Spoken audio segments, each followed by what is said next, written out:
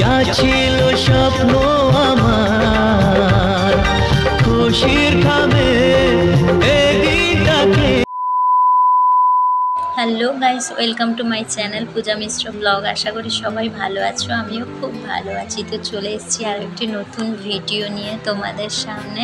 তো ভিডিওটা ভীষণ ইন্টারেস্টিং হতে চলেছে। প্লিজ পুরোটা দেখো, সবাই দেখে একটা সুন্দর কমেন্ট করো, তাই আমার ভালো লাগবে। তো দেখো, আমরা গিয়েছিলাম এখানে আমাদের কাছাকাছি একটা মন্দিরে। তো সেই মন্দিরটা কি সুন্দর, আমি তোমাদের কি বলবো, না গেলে তোমরা অবশ্যই বুঝতে পারবে না। এখানে আমাদের বাড়ির কাছাকাছি, এতটাও দূর নয় আর তবু এতটা কাছাকাছিও নয়, ওরকমই হয় আর কি। তো ওটা হচ্ছে অন্নপূর্ণা মায়ের মন্দির। সকালেই গেছি আমরা, তখনই প্রায় এত সুন্দর মুহূর্ত, একদম ফাঁকা, মন্দিরে কেউ আসেনি তখনও।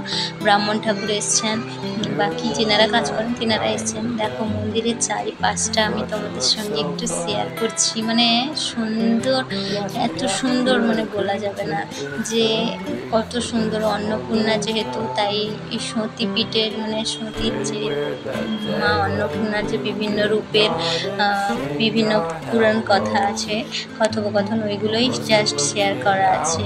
আর বাদবাকি মন্দিরটা আমার তো ভীষণই সুন্দর লাগছে, এত সুন্দর লাগছে যে কি বলবো।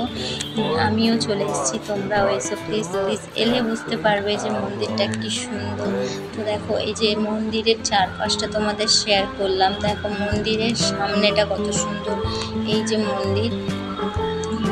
তো আমরা তো ঘুরে এলাম, তোমরা অবশ্যই এসো, আর কাছাকাছি যাদের বাড়ি তারা অবশ্যই এসো। তারপরে দেখো আমরা ঘুরে এসে একটু ফটো শ্যুট করলাম আর একটু ভিডিও করলাম, যেগুলো অলরেডি তোমাদের সঙ্গে আমি শেয়ার করে দিয়েছি। তো ভিডিওটা কেমন লাগলো, সবাই ভালো থেকো, সুস্থ থেকো, সাবধানে থেকো। আর ভিডিওটা কেমন লাগলো অবশ্যই জানাবে সবাই। তো তখন দেখা হচ্ছে নতুন একটা ভিডিও। টাটা। চোখে ঝরায় খুশির